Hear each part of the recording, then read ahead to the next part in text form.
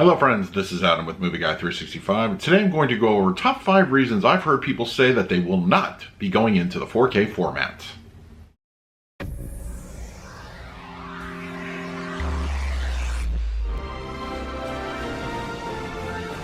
If you're new to the channel, please hit the like button, subscribe, hit that bell notification. I put out videos every single day. You can also find me over Twitter, Instagram, and Letterboxd at Movie Guy 365, as well as over at the Disney Magic Hour podcast. I'll put a link for that in the description. Before we begin, I just want to mention that I'm having a contest for a free Blu Ray 4K combo pack of Star Wars: The Rise of Skywalker. In order to enter, all you need to do is actually be subscribed to the channel, like this video, and hashtag Movie Guy 365 in the comments section from this video until any video until March 31st on the release date of the film on Blu Ray 4K. And I'm going to pick somebody randomly on April 1st, announce the winner, and go ahead and give you that free copy. All right, so good luck. Now, as far as this video goes, I just wanted to talk about a subject that kind of arose a little bit in my Why I Still Love Blu-ray video. I'm going to go ahead and link that one at the end of this one if you want to check it out. And a lot of people were, explaining their reasons why they did not want to embrace the 4K formats. And I felt that there were a lot of good reasons, and I felt there were not so many good reasons, kind of little misconceptions and that sort of thing. So I thought I would touch on 5 that I felt kind of just were my personal interpretations of those questions and give you my answers. Now, this video is in no way attacking anybody. It's no way attacking anybody's opinion, anybody's thoughts. I'm just giving you my response to some of those questions and those concerns about why you would not embrace the 4K format. But once again, this is just not attacking anybody. I am a lover of both Blu-ray, 4K, heck, I even support people on DVD side. So I'm just letting you know this is just, just my responses to some of those questions. All right, let's dive right in. All right, the first one I want to touch on, and these aren't in any particular order, but is when somebody says they don't see a difference. Really kind of, look, we can't all be like, we don't all have perfect vision. We don't have all that kind of thing. So barring those issues aside, whether it's a visual kind of a situation or you have a problem with your eyes, that's something that unfortunately isn't a universal solution, or there is no real answer to that question. I mean, if you can't see, if you're colorblind, and those are just issues that can happen where you would really not see a difference. But I'm just going to go ahead and chalk this up to the obvious answer to this question. You don't see a difference. What equipment do you have? I mean, I guess at the end of the day, it really is going to depend on what you have as far as a home theater setup goes. I keep my equipment listed in the descriptions of all my videos, but not everybody has the same equipment. Just the other day, somebody was asking me a question about why their 4K movie does not look good on an Xbox One X. It's because you're playing your movie on an Xbox One X. That is not a home theater type of thing. I understand budgetary reasons, sort of that kind of thing, why you would go to something like that. But if you're putting an Xbox One X versus what I have, an OPPO 203, you're gonna see a difference. There's definitely going to be a difference. Also, going back to that aspect, and I'll touch on this a little bit later, it has to do with your TV. There's factors, there's a lot of factors. Does your TV have proper HDR? Does it have Dolby Vision capability? Does your Blu-ray or 4K player have those abilities? Yes, let's say in a perfect world, your eyes are just fine, you have good equipment, you put in a Blu-ray and you put in a 4K, you are going to notice a difference. It's really just that simple. There's no oh, I don't see any difference. Let's take my wife, for instance. I actually performed this test with her. She was the type of person that when she saw a 4K disc for the first time, first words out of her mouth were, I don't see a difference. What do you not see a difference from? Because I'm just showing you 4K. But then I ejected the 4K disc, I put it in the Blu-ray of the same movie, then threw on the 4K, she saw a difference. It was night and day to her. And honestly, not all discs are also created equally, so there's that factor coming into it. But I think more often than not, the 4K disc, you are going to see a difference over your standard Blu-ray. Sometimes get really close, and I like those differences, but with the HDR and Dolby Vision, it's just kind of like that the winner is always going to be over on the 4K side. So that's my answer to that particular question. All right, now let's jump into my second. All right, the second question I get a lot is they don't want to go to 4K due to cost. Believe it, I completely understand that. That is that one I feel one of the more legitimate reasons. Look, we spend a lot of money on these discs. You know, I go back to the VHS days. I never spent $100 on a VHS. I kind of got in right when Columbia House was doing their thing. But at that time, you know, you would buy a movie, it would be 20, 30 bucks. Then I eventually evolved into Laserdisc, 25, 30, $50 for a disc. So I guess for me, you know, I've kind of gotten used to that over the time. You know, I've also heard like, you know, well, you go to DVD. DVDs were cheaper, you know, like 15, 20, sometimes $25 when DVD was at its height. We move into Blu Ray, prices pretty much stay the same. They really haven't risen a whole lot. And then we got over to the 4K side. Yes, 4K is expensive. It really is. But you get what you pay for. You know, you get that extra added oomph, as I talked about in my number one. And it's just one of those things where it has to be worth it to you. And I understand. I really get it. Everybody's budget is not the same.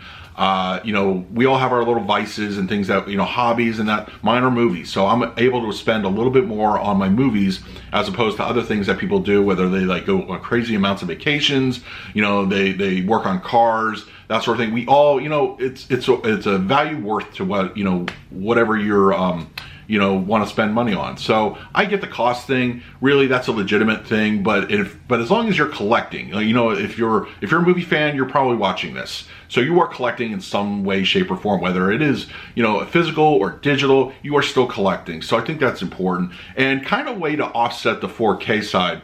So you don't want to invest in 4K on a disc format. Digital, believe it or not, it's a little bit cheaper out the gate. You know, with 4K discs, they run $25 to $35 depending on the movie and the, you know, if you get a steelbook or a slipcover. But then you go over to digital side, you don't have to deal with any of that stuff. You can still get a 4K movie, albeit not quite as good as a physical release. You still get a 4K quality movie on the digital side, and a lot of times cheaper, and the sales are a lot more frequently, and that's something to consider. So if you're hesitant to go into, you know, 4K as far as the physical format goes because of cost, consider maybe digital. You know, that's also an option. There are inherent risks and stuff like that I've covered on this channel before.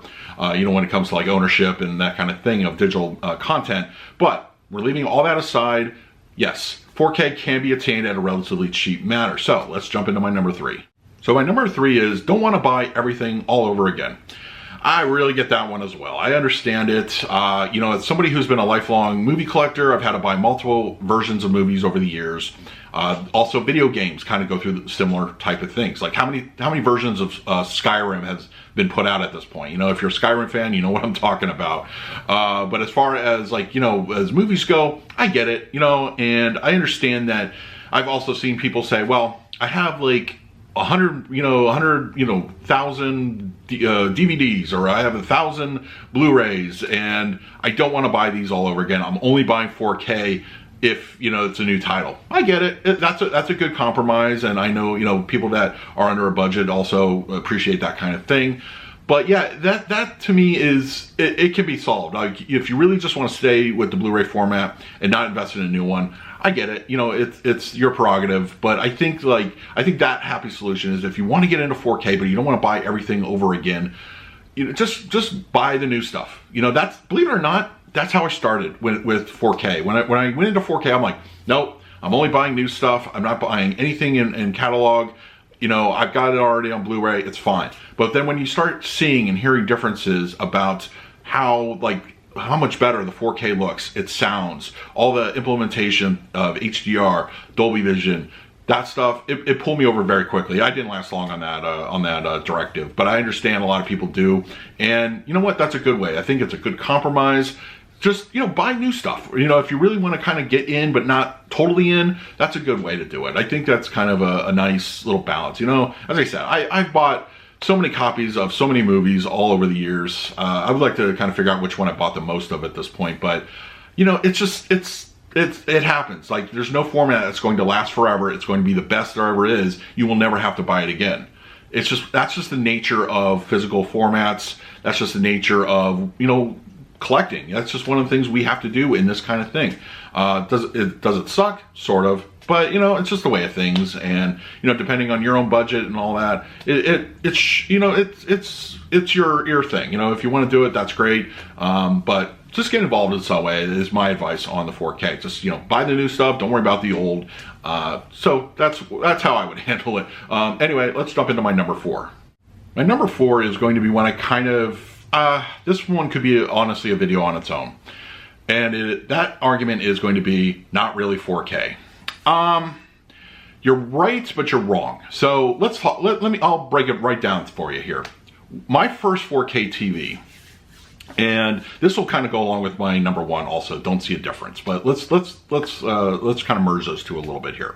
My first 4K TV was a 4K TV, but it had terrible HDR. It was like 200 nits or something like that. It was really terrible. In any kind of HDR, Dolby Vision was basically nothing. I will say 100%, when I first started buying 4Ks and I compared a Blu Ray to a 4K, I'll be honest, I didn't see much of a difference. I know it goes right back to my first point. But let me just kind of break it down. There's a couple of factors here. One, it's really, yeah, you don't see much of a difference on a pure 4K, like just 2160, no HDR, no Dolby Vision versus a 1080p. Minimal difference. There's minimal. I really struggled with this one way back when. And then I finally got a TV that utilized HDR and Dolby Vision.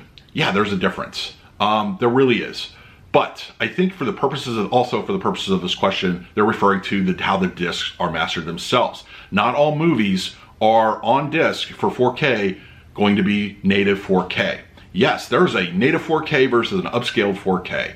And a lot of times, whether the studios, distributors, whatever, whoever's controlling that, there's going to be an upscale 4K. That doesn't take away from it, in my opinion, and I'm going to explain why. Dolby Vision and HDR are the selling points of this. That's what you get. Look, if they were somehow able to like reverse Blu Ray and say, look, Blu Ray, we got a new thing, we're adding HDR and Dolby Vision, I don't think 4K honestly would probably exist. I mean, it would exist, but in a different way. But as it is, those are the factors. Now, why do studios do this? Why do we not get native 4K on every disc?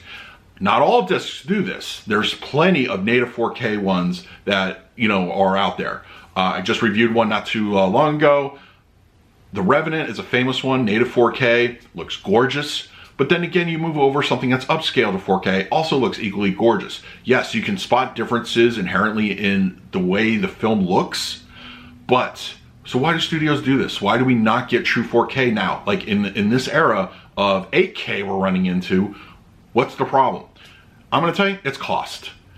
Let's take Avengers Endgame. Avengers Endgame, the biggest movie ever, that one was an upscale. Because a lot of the reason is because special effects, CGI. That stuff is so costly to render in a true 4K. I saw some figures once, that blew my mind.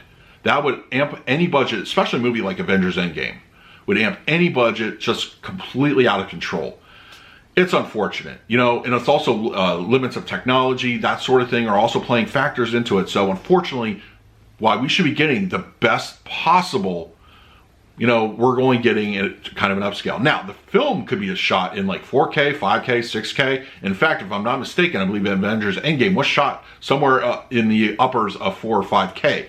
But when it's like when you can't have a 4K real person interacting with a 2K, CGI element. It would look weird. It would look just completely off. Everything would look crazy. It just wouldn't go. So what's the compromise there? They have to down-res the resolution to fit, so it's seamless with the CGI. Really, at the end of the day, that's the biggest reason why we don't get true, 4K on everything. Would be great if we had that, sure. It would be amazingly awesome. But when they render CGI, practical effects, all that stuff, that's what we're getting, unfortunately. Now, one of the things that is cool about film is a lot of catalog film stuff will actually get a native 4K. It's because it's easier to transpose that over to, the medium. So you're going to get the best possible quality. Reasons like 2001, that looks absolutely stunning. It was shot on film and native 4K. It looks amazing. But, unfortunately, a lot of special effects heavy kind of films, you don't get it that way. And that's just kind of, it sucks. It really does. I'll be right there with you.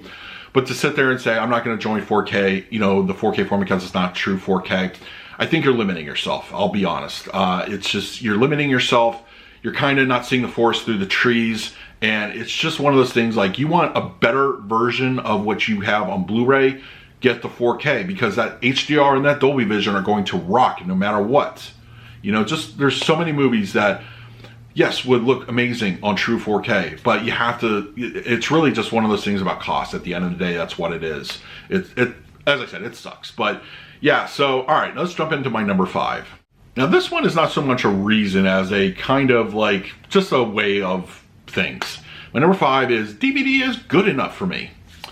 You know, as us, as home theater people, we always want the best possible. But there's also a section of people that, while they collect these DVDs, and still collect DVDs, that's really all they care about is the movie. They don't care about the 4K. They don't care about Blu-ray. They don't care about high definition. If you look at the monthly sales charts of all physical media, DVD is still roughly 54-55% of all monthly sales of the physical format. That's staggering to me. In 2020, this is what it is. Blu-ray is still a niche. 4K is a niche of a niche. And there's a greater segment of that population of collecting movies that only support DVD, and that's good enough for them. I don't have necessarily an argument against it. It's just one of the reasons I keep hearing. It's like, DVD is good. And at the end of the day, I'm okay with that personally, because you are still collecting physical media, and that, to me, is the most important thing. Collect that physical media. With a lot of people jumping over to digital, you know, digital, and I mentioned this earlier, there's not a whole lot of ownership there. There's a lot of problems. I'll link another video at the end of this one in the description about iTunes, Vudu, ownership, that sort of thing. Yes, extreme scenarios aside, you know, that kind of thing. But yeah, they want to have a physical copy, and I fully support that. DVDs are still relatively cheap. You can get them from, you know, $5, you know, used, or $5 like, you know, catalog, you know, 15, 20 bucks they still run at the store. And I think at the end of the day, I fully support anybody who just wants the physical format, you know, but that's really a legitimate reason why I've heard people don't want to jump into 4K or even Blu-ray. They want to stay on the DVD train. And you know what? Just collect. At the end of the day, just collect. You know, I support it. I know a lot of us support anybody that collects physical media. So yeah, that's pretty much it. Those are basically the reasons I've heard people don't go into 4K. I'm interested to hear what your thoughts are in the comment section. Please let me know. In the meantime, please like, subscribe, hit that bell notification. I put out videos every single day. So until next time, this is Adam with Movie Guy 365. I will see you at the movies.